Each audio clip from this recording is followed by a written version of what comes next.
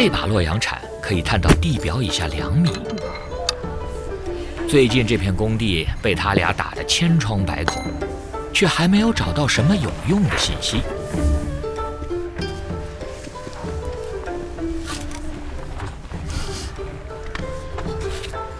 没变，是他看的，不是，没看，没出来。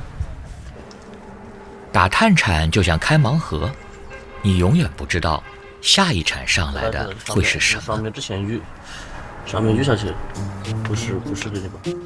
他就在這兒打一個，我估計這個打下去應該有，打到深處啊，是不是？我觉得如果我們能夠判定、能夠確定這個位置就是原來的河邊的話，淤土了，啊，到淤土了。今天的開箱福利是這些看似不起眼的青灰色淤泥。這2節土我們可以看到，它是這個土是這種灰色的淤泥狀的，這說明它下面可能應該是長期被水浸泡過的，這期可能應該就是河邊。三星堆祭祀區沿河而造，找到了馬木河的故道，就意味着祭祀區的邊界有跡可考。我看挖了有1個月了，我沒有白忙活啊。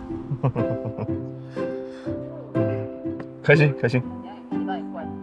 在裡邊的話，你挖出來的全是好東西，但是裡邊的話，那個相對來講工作比較簡單。借我一下。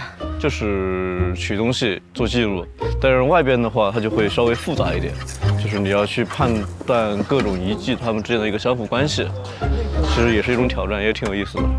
橋崗那邊沒有大建築，很多都是靠想象的。說不定那一鏟子下去，下面就是個蜀王陵。